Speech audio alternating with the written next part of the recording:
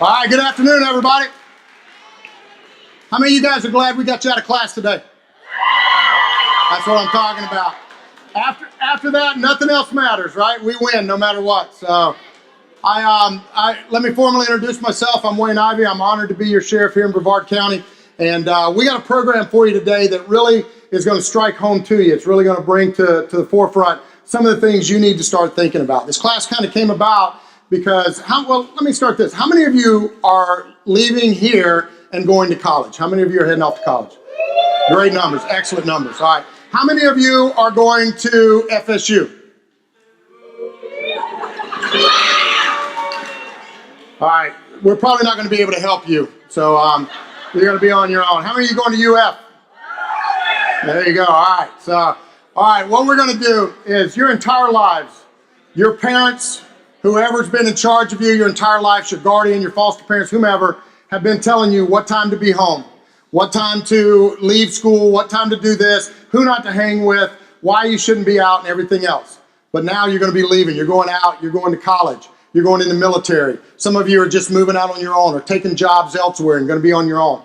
We want to give you as much information as we can for you to be able to protect yourself. You've lived your entire lives under the protective umbrella of your parents. Now you're going to be out on your own. We want to give you as much information as we can about crime trends, what the criminals are doing to target you, how you have to be worried about protecting yourself in different situations, violent crime, identity theft. We are not going today and beat you up over drugs, all right? You know not to do drugs. You know not to be involved with it. You know not to sell it, to hang out with it, and everything else. So we're not going to beat you up about that. We're going to show you one slide that's going to talk to you about the importance of not drinking and driving. One slide and one slide only. Everything else is pretty much going to be committed to talking about how to not be the victim of violent crime, how to not be the victim of a home invasion, how to not be the victim of identity theft. Those are the things that we're going to talk to you about today. We're going to keep it as condensed as we can, ask you to give us input and be involved in it, talking and telling us some of the things that you're seeing. We're going to talk to you about the different crime trends, invite you to go Google search and YouTube search some of the things that we're talking about so you're totally up to speed on it. When you leave here today, what we want you to do is be able to protect yourself against all the criminal elements that are out there. I'm going to ask Corporal Jay Martinez to do the presentation. Jay is out of our crime prevention unit. He is an absolutely incredible presenter, has put together his PowerPoint presentation for college-bound safety, and I think you'll truly enjoy his program. At the end, Jay is going to open it up where you can ask any question you want, anything about what we presented about, or anything you've ever wanted to know about law enforcement, or anything you've ever wanted to know about experiences we've been involved in, anything like that. Kind of give it a final closeout. And then as your faculty said, they need you to hang around so they can go over some other things with you. We want you to have a good time today, and we know you're getting close to the end of the year and you're all ready to be on your way, but we certainly appreciate you spending time with us today. So with that, Corporal Jay Martinez. All right, thank you. All right. Well, hello, my seniors. Come on, hello, my seniors. So more importantly than being out of school, how many of you are being out of class right now? How many of you are more excited about graduating? Yeah? Awesome. Very cool. Well, like the sheriff said, that's our job here today. We want to prepare you for that next phase of what's going on. When you leave here today, it's our job to make sure that you're as prepared as possible for this next chapter of life. And you may be sitting here right now thinking to yourself, why am I here, right? For the past 12 years, I've heard about bullying, I've heard about drugs, I've heard about all these things. The cop came to my classroom and he said all these things, and I know all that stuff. So why am I here so close to the end of school? Because we're trying to give you the presentation that we give to those that are out of school, right? Things that we see after this So we're trying to get you before you get out there and before you're 25, 30, maybe 35 years old and made a bunch of mistakes, then you come to this presentation. We want to kind of preload you with the information before you go out there. And that's what we're here to do, because you guys are about to inherit the most awesome gift in the entire universe. And that's really the world when you think about it, right? You guys are the next generation. You are going to be the ones that are going to college, that are getting jobs, the next generation of law enforcement officers, whoever. You're going to be responsible for taking care of this thing when you leave here. And we want to pass on some of the knowledge that we have to you so that you can use it, and then when you get out there, you can pass it on to the next generation, and we keep making progress. We're going to talk about a few things. First thing is going to be self-defense, right? It is very important to know how to defend yourself. We're going to talk about the best weapons that you can carry. The 2 best weapons that you could possibly carry to protect yourself. We're going to talk about identity theft and why you're the prime target for it. Does it even happen, especially here in Florida? We're also going to talk just a little bit about driving under the influence of drugs and alcohol. And when you really look at it, there are only 2 choices. And we're going to show you one slide and show you those 2 choices and kind of leave you with that mental picture. So why self-defense, right? You may think to yourself, oh, I know how to protect myself, no big deal. Why are we going to talk about self-defense? Well, how many of you plan on staying in the state of Florida for the next 5 years? Okay, that's most of you. You see this little picture up here? This is the logo for the Florida Statistical Analysis Center. And this is the entity that's responsible for gathering statistics on crimes in the state of Florida. So not crimes across the world, not crimes in America, but crimes specifically to Florida, where most of us are going to be for the next 5 years. In Florida, there is a violent crime every 6 minutes. In Florida, there is a forcible sex act every 52 minutes. That means that by the time we're done here today, talking about the stuff that we're going to go over, there's going to be a sex crimes victim in the state of Florida. There is a murder in the state of Florida every 9 hours. Every 9 hours. That's like 2 a day. So by the end of the week, or by the end of 7 days, that's how many? You guys are seniors, right? 14. So with statistics like that, do you think it's possible to find yourself in the wrong place at the wrong time? Yeah, absolutely. Raise your hand if you think self-defense is going to be important as you go on. Always, right? Now, we would sincerely hope that you never become a victim. We really do. But there's one thing that we cannot change, no matter how much we tell you, no matter how much we try to train you, no matter how much we try to prepare you, there's one thing we can never change, and that you will always be a target. You'll always be a target. Just out of the nature of being part of this earth and people in a group, you will always have the potential to be a victim by being a target. So we're going to talk about what type of target do you want to be, right? Do you want to be an easy target, or do you want to be a hard target? Hard target, right? We're going to talk just a little bit about easy targets. The easy target, as described by Lieutenant Colonel Jeff Cooper, who is a world-renowned self-defense instructor, firearms instructor, says that the easy target is the person who is unaware and unprepared. Unaware and unprepared.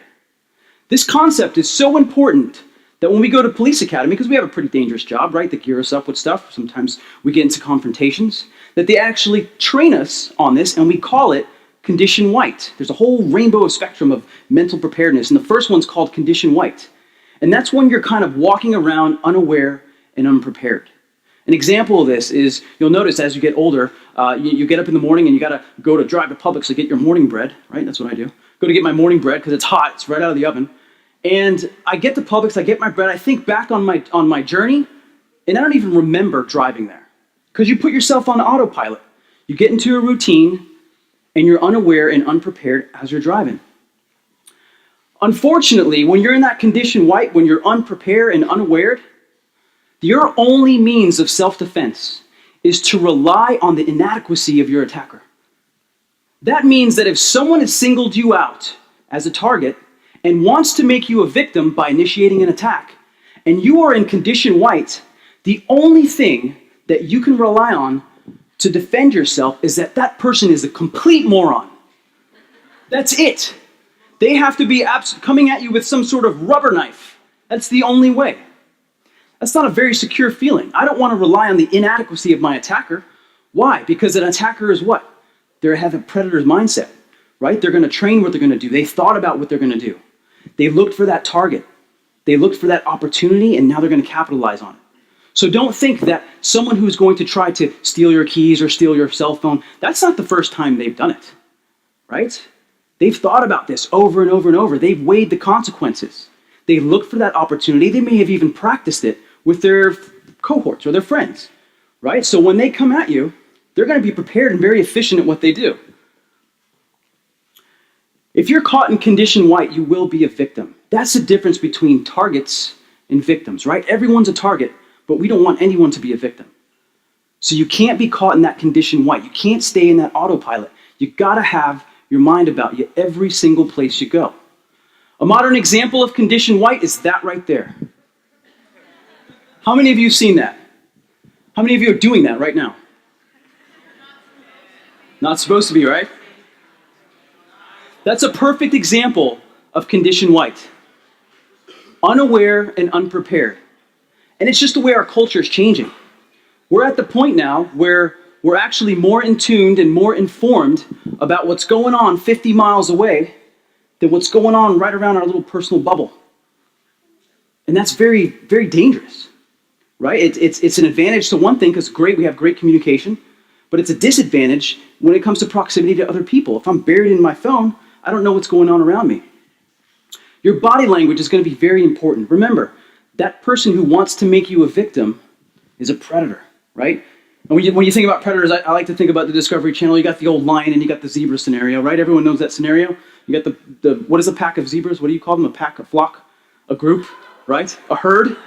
You have a herd of zebras and they're kind of doing their thing, looking for the water. They're all stressed out. You have the lion who's kind of laying under the trees, no big deal, kind of yawning, waiting for that opportunity to strike.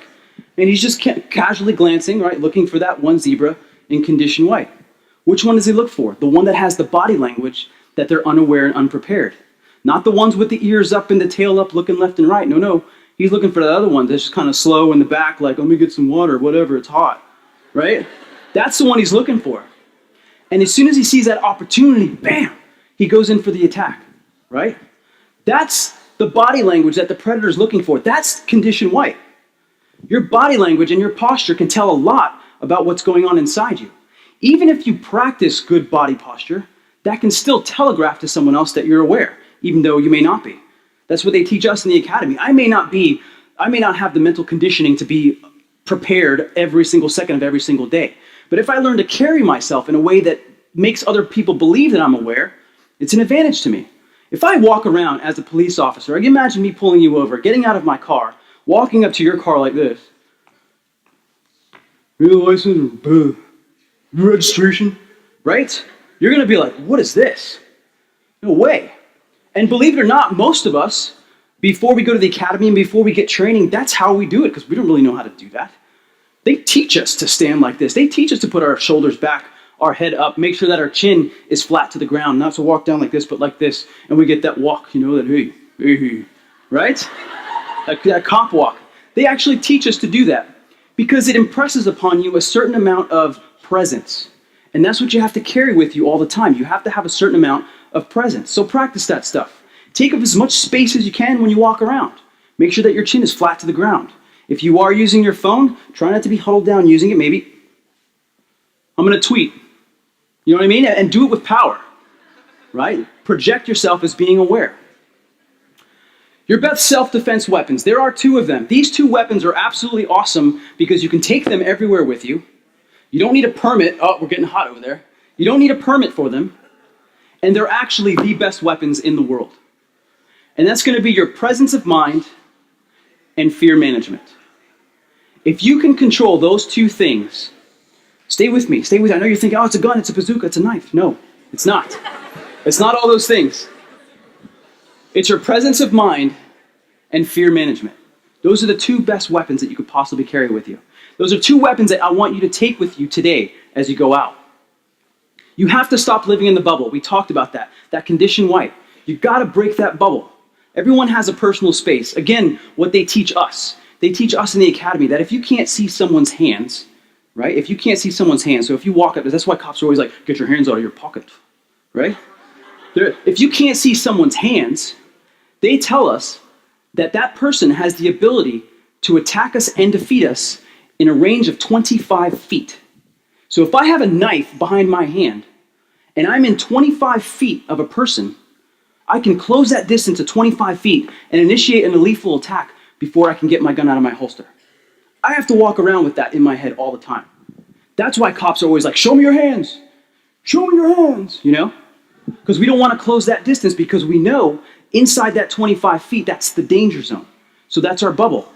The bubble gets a little bit smaller if you can see the person's hands, right? If you can see a person's hands, that bubble is about 6 to 9 feet. 6 to 9 feet, that's actually a pretty long distance. That if I can see someone's hands, in order for me to react, if they're going to try to punch me or throw me or do some sort of voodoo takedown, I need 6 to 9 feet of space to have enough time to see that happen to react to it. Anything inside of that is considered our danger zone. So that's why you see cops walk around and they're trying to, stand a certain way and they're like, whoa, they're in my space. I want you to have that same kind of space. Realize that anyone can hurt you. Anyone can hurt you. So anyone within 6 to 9 feet of your body, you're in that danger zone. You need to be on the complete lookout of that entire bubble. All right? It's the unexpected that's what's going to get you killed. It's not the expected, right? And I'm not saying that's never happened, but very rarely do you see the person run out, in the middle of 95 and go, oh, there's a semi. Right? Very rarely do you see that. It's always the other scenario where the person's on the phone and they're walking around. It's like, yeah, whatever, man. I got a new game, Xbox. Right? That person never saw it coming. It was the unexpected that got that person killed. You have to learn how to kind of foresee that coming. Recognize, like we said before, that anyone can hurt you. So anyone within that space. The other half of that is fear management. I went to a instructor class for the SPEAR system put on by this guy called Tony Blauer. He's a world-renowned self-defense instructor. And he says that fear management is going to be one of the most important things that you can learn to win a fight. Fear management.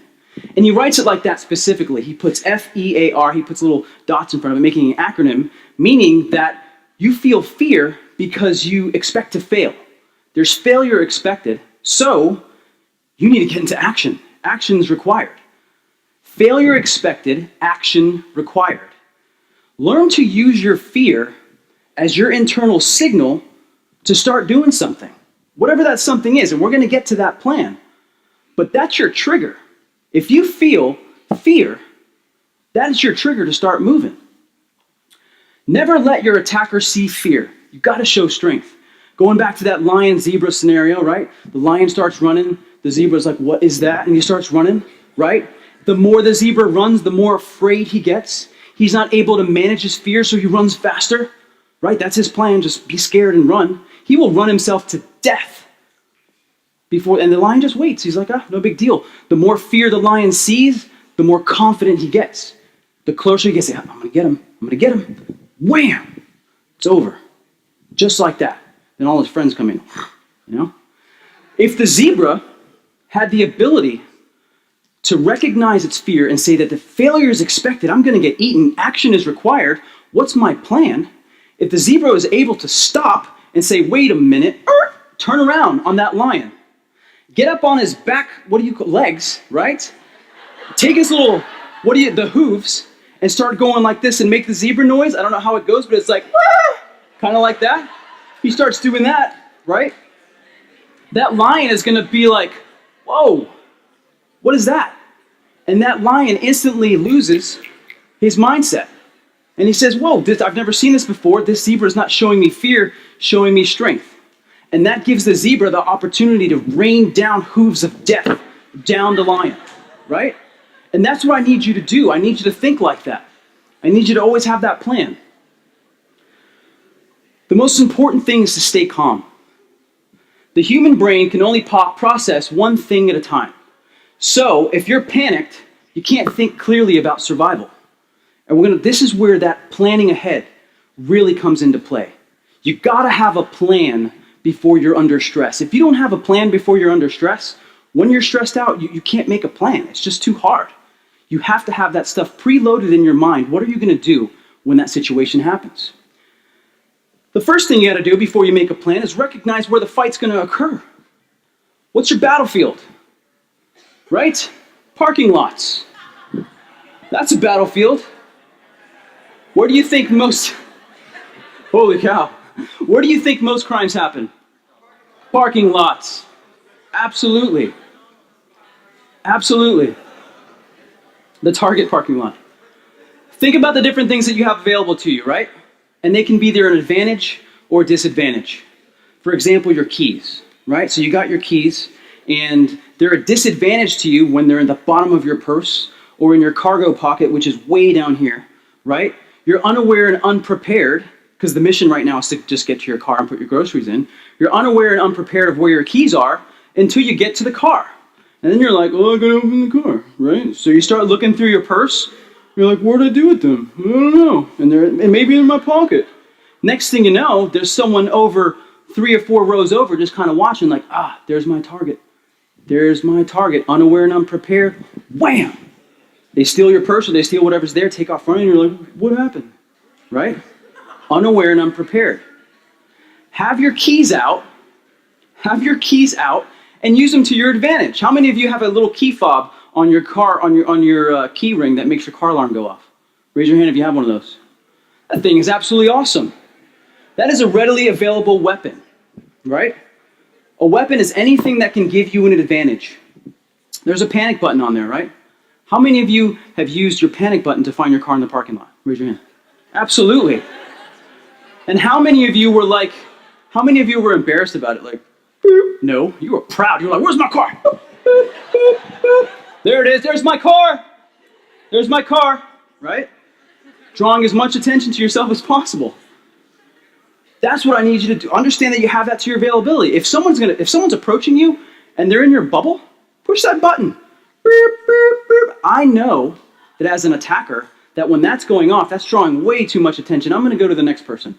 Because now everyone in earshot of that alarm is looking at me, trying to take something from you. Use it to your advantage. Another one is the cell phone. We talked a little bit earlier on how that could be a disadvantage to you, using it, kind of having your head buried into wherever it is. Instead, use it to your advantage. Maybe actually make a phone call at that point, especially if you have a long way to walk. Call someone, call your friend. Hey, listen, how you doing? I'm just calling you because I'm walking through the parking lot. Maybe even act like you're on the phone. It doesn't matter. Because me, as a predator or someone who's looking to attack you, sees that you're on the phone. What does that tell me? That tells me that someone knows where you are, and that the moment I interact with you, they're going to know something's up. And all you have to do is say, I'm dealing with it. You can give a description. You can do all kinds of things. So I'm not going to attack that person who has a phone, right? Another thing about your phone, carry it somewhere where you can grab it. Don't leave it in your back pocket. Who's got like one of those smartphones that's like a tablet, right? Huge, huge. It's like you work at 7-Eleven. You're like, ooh, right? You don't put that in your back pocket. It's very easy to get. I know that if I can grab your cell phone from you, you can't communicate to anyone. So that's good. So the very first thing I'm going to do in my plan is grab that cell phone and then start my attack. Have your cell phone where you can use it. Be aware of the man in that van. And you may be asking yourself, what van? That van. That van right there. I don't know what it is about that van, but they all drive them. And when I talk about they, I mean the people who are heavily involved in human trafficking or kidnapping. And when you think about human trafficking, a lot of times you think to yourself, oh, human trafficking, yeah, that takes place in third world countries, whatever. Oh yeah, human trafficking, yeah, that only happens on border states, yeah, whatever. Human trafficking, and maybe we'll share the story a little bit later, someone tried to kidnap the sheriff's wife. Yeah, in Titusville. Yes. So when you think about human trafficking, don't think that it doesn't happen here at home, because it does. And it's always that van. I don't know why. It's like they go to the car dealership, right? And they're like, hey, I'm kind of into human trafficking. What do you got for me? It's like, oh, we got all these vans in the back here. It's awesome because there's no windows, and on the other side there's a huge sliding door that you can just open up, zoop, pull people right in. So don't park next to it. Don't be sympathetic. Don't be sympathetic. In addition to the van, we talked about the man, right? How many of you have seen Silence of the Lambs? Yeah. Would you love me? There's a guy, right, Buffalo Bill. Remember the scene? He's got the van. He's trying to get the couch in the back of the van.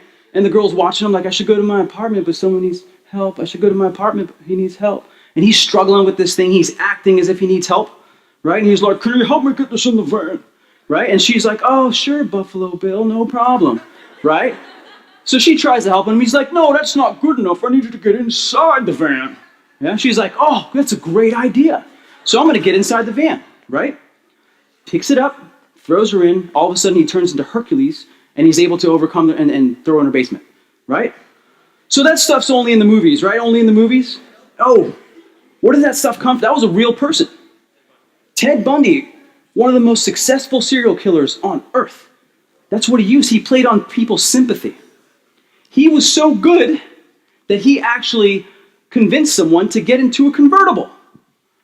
Yeah, not that van that we talked about, a convertible. Oh yeah, come on in here. We're just going to go for a ride. I got candy.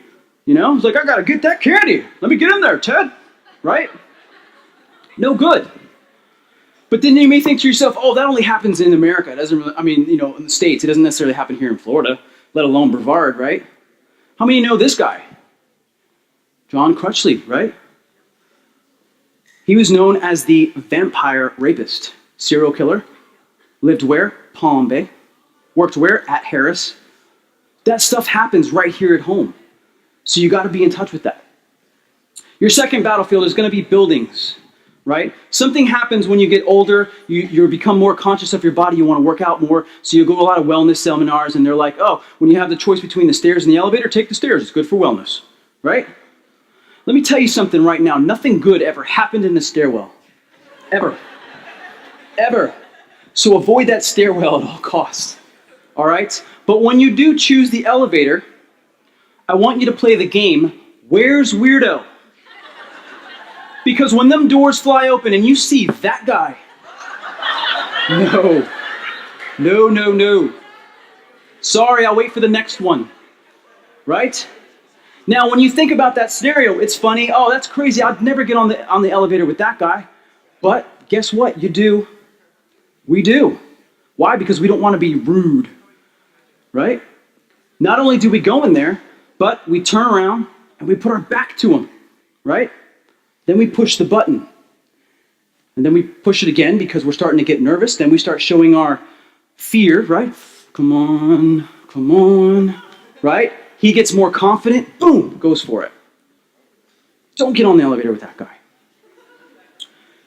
Matter of fact, convince that guy that he doesn't want you on the elevator, right? Say whatever it is you have to say. Oh, I'll get the next one. I'm waiting for somebody else. Or even better, like the sheriff says. He says, if the guy's on the elevator, be like, oh, I'm sorry, I wanted to take this one, but I'm on probation and I'm not allowed to be around people. I'll wait for the next one. And now he's on there, like, oh God, you know? And then another thing he says too, if you are on the elevator, it opens up and someone says, oh, I'll take the next one, then you know that you're that guy. So be careful, all right? Know your exits. Know your exits. And I know this one sounds kind of cheesy, like kind of cliche, oh, know your exits. But there's a reason why they paint them in red and they put them bright and they put them so big. And the reason is, and as we'll talk about a little bit later, when something stressful happens, you're unable to make that plan. You go into a panic mode and it's hard for you to find an exit. That's why they're written like that. So if you make that plan ahead of time to play the what if game, what if something happens now, how am I going to get out of here? You're more likely to carry through that plan if you have it in your mind ahead of time. So have a plan, especially with active shooters, right? How many active shooter scenarios have there been? Tons of them. We hear about them all the time. Not that long ago, there was an active stabber in a Pennsylvania school, right? Did we hear about that? Raise your hand if you heard about that one. It happens all the time. You got to play that scenario every time you go anywhere, especially even a setting like this. What if the active shooter comes through that door right now? Right? Have that plan. All right. There we go. That's what I'm talking about. We're all going to bum rush them, right? Ah, hooves of death. Absolutely. And that's good.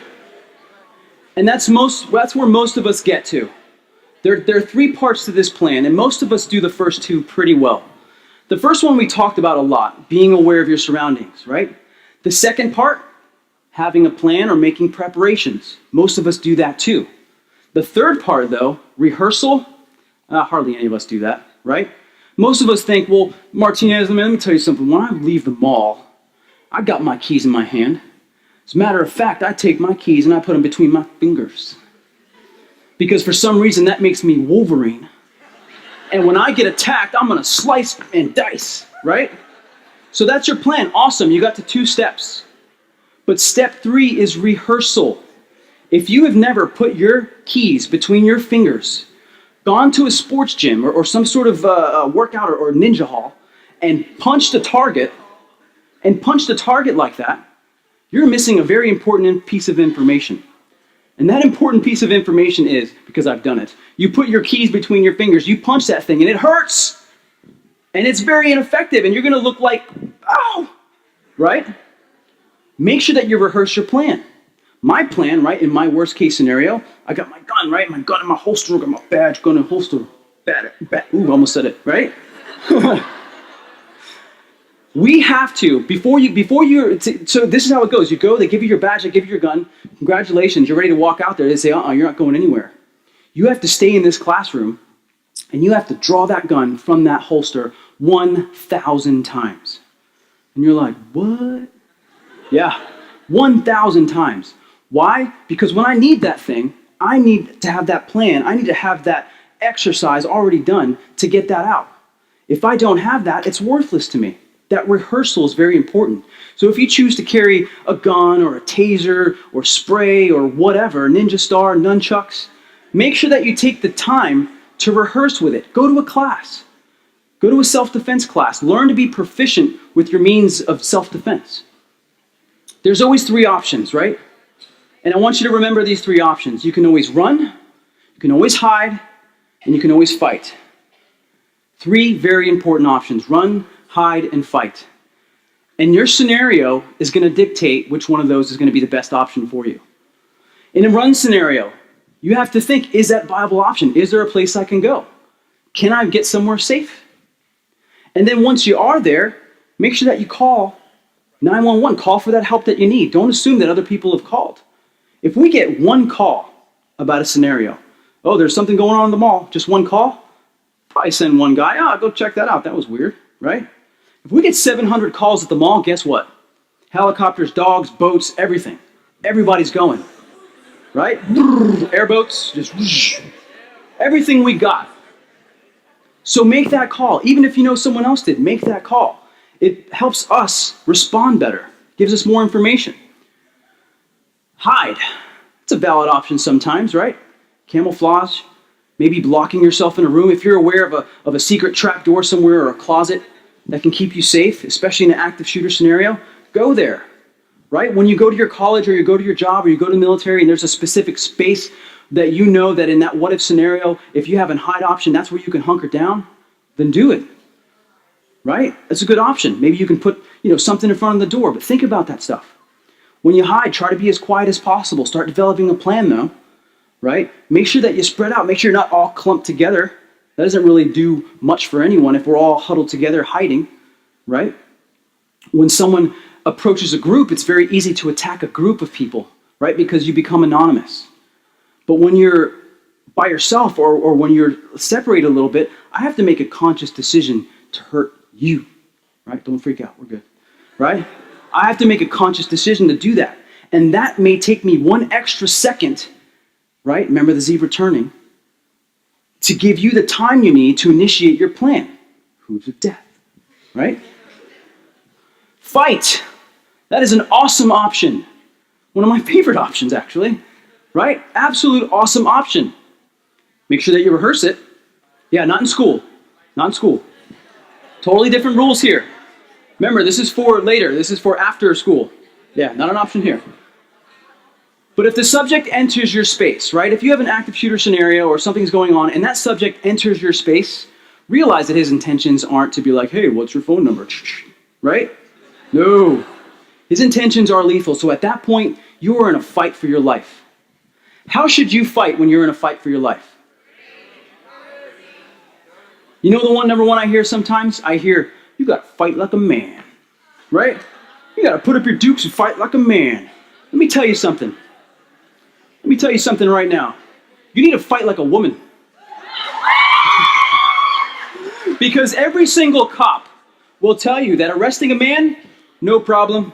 I'll go blow for blow with anybody. No problem. But you go to arrest a 100-pound woman, I need at least 4 of us. Because they fight. Scratch, claw, I mean, just, who knows? You can't even, they twist, you can't do it. You cannot do it. That is the hardest person to arrest, I promise. I don't know what it is. But that's how you need to fight. That's exactly how you need to fight. You need to fight like you're a wet cat, you know, and you don't want to go into a tub. That's how you need to fight. As soon as the shooter, this is important stuff. As soon as the shooter enters your space, yell loudly and throw something at him if you have to, right? But you have to, remember, failure expected, action required. So something as simple as this little pointer, it can be used as a weapon because it'll give you an advantage in that scenario. Throw it at him. And don't throw it at his feet, right? Throw it at his face. There's a lot going on right here, right? You got eyes, you got to know. If you hit him in the face, chances are they're going to close their eyes. And as their eyes are closing, you throw this, and behind this comes what? The hooves of death. You're going to get it. You're going to get it, the hooves of death. Your home is your turf. That's your turf. Many of you are going to get your first apartment, you're going to get your first dorm room, you're going to get your first barracks, you're going to get whatever. That is your turf. Some of you already have it, right? Number one thing you need to do is upgrade all your locks. I'm telling you right now, upgrade all your locks. I used to be in construction, and we would build like 10, 15 houses at a time. And guess what? They send me to go buy the hardware for the house. And the boss is like, hey, we got a budget here, man. Right? So here I'm at the hardware store. I got 2 options. I can buy 15 packs of the locks that are really good, or I can buy the 1 pack of 15 for like half the price. What am I going to do? I'm buying the pack of 15, the economy pack, right? Because we got to make money on this house. So remember that. That's the number one thing you got to do. Upgrade all those locks. Get the best lock you can. Keep your garage doors closed, please. I don't know what it is about this, right? 99% of the calls that we go to are like, hey, what happened? Well, someone stole my bike. Oh, that's unfortunate. I'm sorry. Tell me, where was it? It was in my garage. Oh, wow. How did they get in there? I left it open. What? Okay. No problem. We'll find it. We'll do the best we can. Keep it closed in the future. Go to the next person. What happened? Someone stole my iPod. Where was it? It was in my car. Oh, wow. How'd they get in there? We left it open. What? Okay. Keep your stuff locked up. Make it harder for people to get your stuff. Make sure the exterior of your house is lit. There's nothing more attractive to a burglar than a dark, dark house. Put as many lights on there as you have. However many lights come on your house, double it. Right? If there's 4 lights, put 8. If there's 8 lights, put 16. The brighter your house is, the better it's going to be. Invest in an alarm system. The alarm system is going to be one of the #1 deterrents for someone breaking into your house. I know that if I'm going to break into your house, I have to contend with an alarm system. So I know I got about a minute and a half to try to find what I want and get out of there before the cops come. Right? Then I have to be extra careful because I know they're going to be there, so I can't make a mess. I try not to leave a fingerprint or 2. And I have a time limit I have to work under. So invest in an alarm system. And when you do, make sure you set it. But I don't want to pay the monthly cost or whatever. It's kind of expensive. I'm not really a gadget person. I don't want an alarm. Invest in a dog, right? Now, when you think about a dog, you think, oh, what are the best types of self-defense dogs, right? Right, pit bulls and all kinds of stuff. Who has a dog? Who has a dog? Okay, that's the first question. Now, keep your hand up if your dog weighs 7 pounds or less. All right, all right. What kind of dog is it? A what? A Chihuahua. And what's the dog's name? Chico. Chico. All right. Now, who has a dog that weighs more than 100 pounds? Okay, right here. What kind of dog is it? Golden Retriever. Not bad. All-American dog. What's the name? Comet. That's cute. I like it. Comet. Anybody else have like a dog? There we go. Way in the back there. What do we got? A Great Dane. All right. That's like a pony. What's his name or her name? Domino. Aww. Out of Comet, and Domino, who is the best self-defense dog? Chico. Why? She's an alarm, right? She's an alarm. She'll let you know that someone's out there. They can hear things we can. They can smell things that we can't. They let us know when people are there. If you don't have a dog, pretend you have a dog, right? This is important. Watch, listen. This is good. Bring it back in for me. Bring it back in. If you don't have a dog, pretend you have a dog, right? But pretend you have a dog. I want you to go out and get one of those tin water things. You know what I'm talking about? And I want you to buy two, one for the front door, one for the back door. I want you to get as many of those beware of vicious dog signs that you can get, right? I want you to take that thing home, get you a hammer, get you a cement rock, and just beat it, right? I want you to fill it with like brown water, right? Just water that looks like, man, what's been drinking out of that? Put a few pieces of mulch in there. And I want you to write the name on the side. I want you to write Brutus. Right? So I know that as I'm walking up to that house, it's like, ooh, maybe even leave a chain out there, right? That's broken. You're like, oh, I got to get out of here. I don't want to contend with Brutus. Right? So those are two options. Keep your cell phone charged and next to your bed. A lot of times we have cell phones and stuff, and we don't have a house phone, right? That's just where we're going. So if you do have your cell phone, make sure it's readily available. Leave it next to your bed and make sure it's charged. It does two things for you. At least it's there for you, and you can start to get help. The other thing you want to leave next to your bed are your car keys. Make sure that your car keys are there. Remember, you got that alarm system on there, so if you hear something or if Chico starts barking, you can actually hit that alarm, right? So now we know where to go because the alarm's going off. The burglar's like, what's that? I got to get out of here. It's too much noise, right? My cover's blown. Got to get out of here. Think about that too. Keep strangers guessing as to when you are and aren't home. If you have to, leave a radio on, leave a TV on, but keep them guessing as to when you're home. If you have something delivered to your house regularly and you're not going to be there for a while, have someone else pick it up for you so it doesn't stack up. Because I know if you get, and I know no one gets the newspaper, but if you get the newspaper at your house, don't leave like 10 of them there because I know you're not there. You haven't been there for 10 weeks, either that or you're a complete slob, one or the other, right? Probably won't notice me coming anyway. When traveling, always have a cell phone with you. Always tell someone where you're going and when you're going to come back. Plan for emergencies, right? Make a little emergency bag. If you need to put some stuff in there, do it. But have that plan ahead of time. Avoid breakdowns by preventative maintenance. One of the worst things in the world, I don't know why cars always choose to break down in the worst place. It's never in a well-lit parking lot. It's always in that dark, dark road. But a little bit of preventative maintenance can keep you out of that scenario.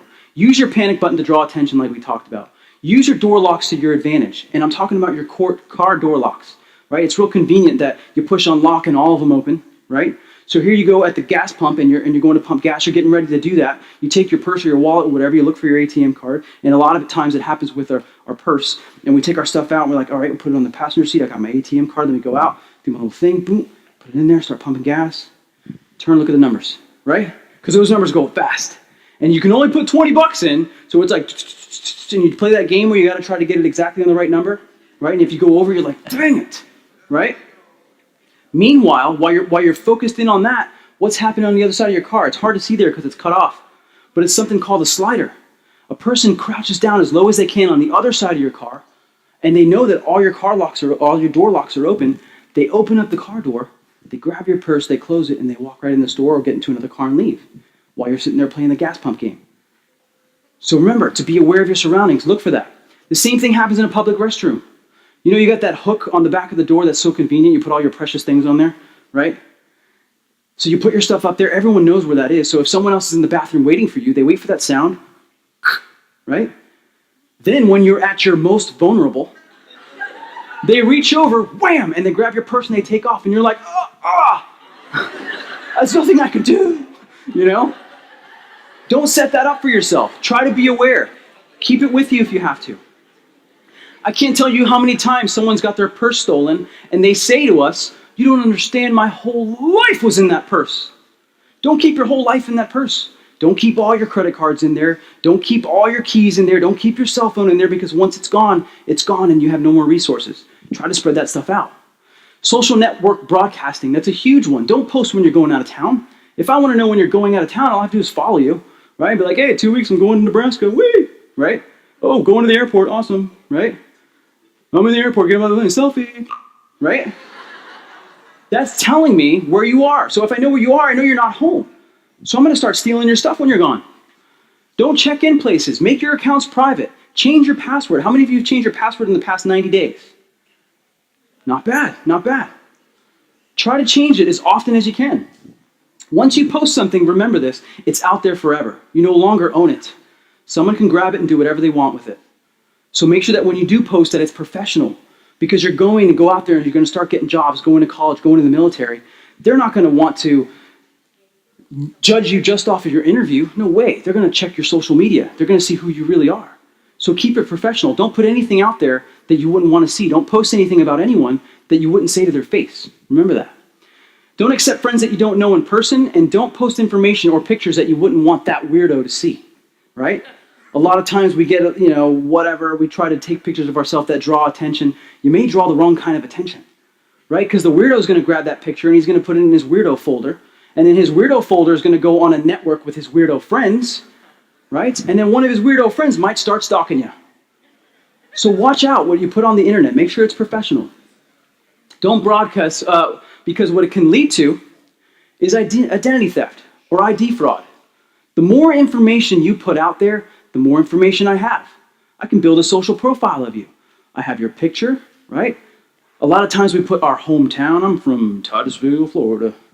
If you're young, I could maybe assume that you were born there. So now I know where you were born. If I knew where you were born, I can actually do a public record search and get your birth certificate. Then I have your socials and I have all kinds of stuff. I can become you online. I can open credit in your name. I can get loans in your name. I can do whatever I want. All I need is your social, your address, your phone number, and your date of birth. If I have those things, I can do anything. I can call Bright House right now. Say, hey, I'm so-and-so. Here's my social. Oh, sure. What would you like? Full package HBO at my house right now. Thanks. Right? So watch out for that. Drinking and driving. We're going to show you one slide about drinking and driving. And I think this will take it home for you. That's a real car. Right? See, it's half taxi, half police car. To ride in the front of this car, which is a taxi, it'll take you anywhere in Brevard County, no matter how wasted you are, right? It'll take you anywhere in Brevard County for $24. But if you decide to drive, you get to ride one of our taxis, right? It's going to cost you a minimum of $8,000. $8,000. On the high end, it could be as high as $10,000, $12,000, $15,000. That's a lot of money. And that's just money. We didn't talk about the time that you're going to have to spend in jail, which is at least 8 hours, because they have to sober you up and then process you, right? The time you have to spend in court, the time you have to spend rebuilding your life and rebuilding your reputation, especially if your job is relies on driving. Maybe you have a CDL or something like that. So look at this picture, let that sink in. Remember, $24, that's it. They'll take you wherever you want to go. All right? On behalf of the Sheriff's Office and Sheriff Wayne Ivey would like to thank you for giving us your time. He's actually going to come back up here. We're going to field some questions for you. So let's hear it for Sheriff Ivey as he comes back up.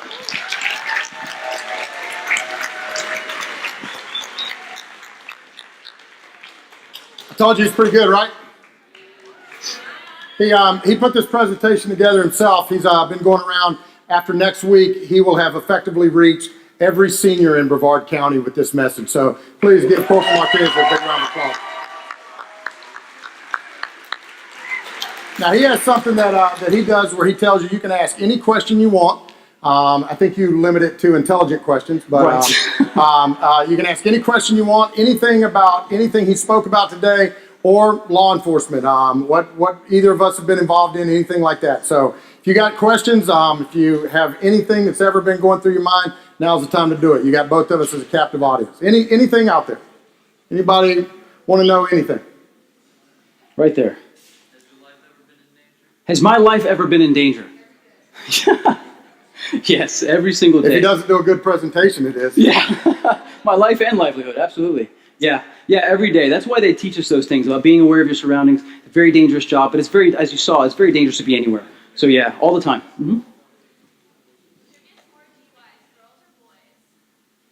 Statistically, who gets arrested more for DUI? I say it's about the same. In my personal experience, it's been about the same. Good question. Right in the front row. Okay. What are the laws on aftermarket lights on a vehicle? Well, there's tons, so it just depends. If you're looking for ground effects or something like that, if you stay away from red and you stay away from blue, you're going to be okay. Those are our colors, right? Stay away from those. Say that again? Pink, totally fine. Absolutely. Any other questions? Remember, you have the sheriff of Brevard County here. You can ask anything. It's awesome. Over on the right. What happened with my wife? She was at a supermarket, Publix up in Titusville, and a man actually started focusing on her while she was in the store. She didn't know it. She actually was oblivious to it. You heard Jay talk about living with blinders on and not paying attention. That was the mode she was in. She was in condition white. She went outside. He had actually watched her throughout the store. She went outside, was putting the groceries in her car, and he come up and tried to forcibly get her into his vehicle. She actually had a great emergency plan that she had put into action. She shoved her hand in her purse, which we talk about body language.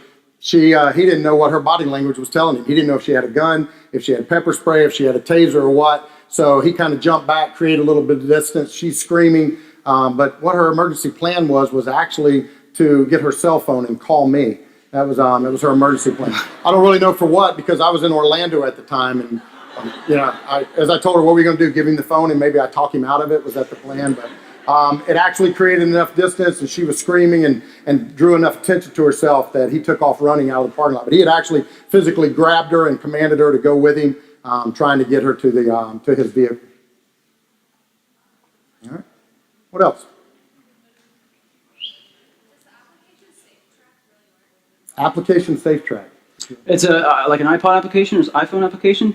What is it intended to do? I'm not familiar with what it is. It's like you're supposed to hold down on like your screen, and if you feel unsafe, and then if you let go within a certain amount of limits and you don't put in a passcode, then the cops are supposed to go to your location if we keep cases on. I'm not aware that we get any emergency calls through that application. It's something that we can look into. But I honestly don't have an answer for that. Yeah, sounds like a great idea though. Keeping it from her question, she's talking about an app that's on the phone about us being able to come to your location. Keep in mind, if you dial 911, we don't know where you are on a cell phone. The first thing we want you to tell us is where you are. You can tell us what's going on second, but the first thing we need to know is where to send the cavalry. So if you're here and something's going on, you tell us, I'm at Merritt Island High School, I need you to send somebody, and then if we get disconnected, we'll send everybody to you from it. Some questions up at the top? Yes. Have you ever heard about like that ATM thing where someone's got a gun to your head and like they're trying to get you to withdraw money and you put it in your car and you put it in your pin afterwards or something? And yeah, if you couldn't hear, she's talking about the story that's out there that if somebody's trying to force you to withdraw money from the ATM, if you put in your PIN number backwards, it'll call 911. That's a myth. It's not accurate. So, yeah. Yes. Police officer and a sheriff. The sheriff's department handles the unincorporated areas of the county. Police departments are handling the city, the municipality that they're in. We partner together with our local agencies a lot. They have the same arrest authority, everything else, but it's just the area of coverage that they have. Very top.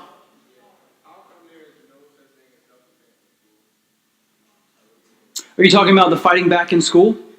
Because we have to maintain order in a school, right? So if we say, hey, if someone hits you, go ahead and hit them back, we're going to have a mess on our hands. You know what I mean? So administratively, from an administrative standpoint, there's laws and then there's rules because you have to hold order. And when you have a group this size that you're trying to manage, you can't just throw out there, hey, if someone hits you, hit them back. Next thing you know, you have an uncontrolled fight on your hands. You just can't do it.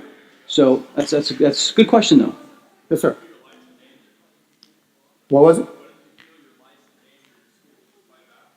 Well, ideally that never happens. I mean, we understand, but if you're talking about you and another student that are in an argument, ideally that situation doesn't happen. But if you're talking about somebody that has come into the school, a Columbine, for example, an active shooter, somebody that's come here to do harm, you have an absolute right to protect yourself. You have that right from it.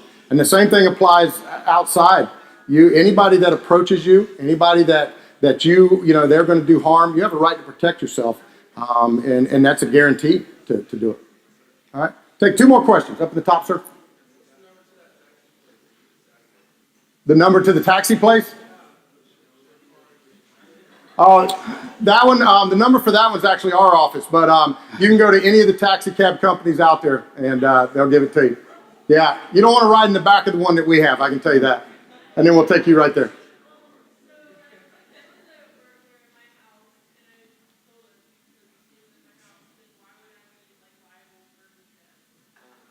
I couldn't hear what you said. What you said? She said if there's a burglar in her house and she killed him, why would she be liable for his death? You would not be. There's a couple different statutes and a couple different case laws out there. Listen. You have the castle doctrine that stands and protects you, and the castle doctrine actually extends outside of your home to anywhere around you. It's like a shield that's around you that the castle doctrine extends to. But you have a right to protect yourself in your home against anyone trying to do you harm. So, all right, let me do this because I know your teachers have some other information for you. If you will, please one more time give Corporal Martinez a round of applause. He does a great job. All right. Good job, buddy. Please take the information that he has given you. Start thinking about it today. Start asking yourselves every time you go into a new environment, what if? What if someone came up to me right now and was attacking me? What if somebody walked in the door and was shooting? What would I do to save myself, to save those with me, and to be able to protect the community? So start asking yourself that and take it with you everywhere you go. Thanks for letting us be here and enjoy your graduation coming up. We appreciate it.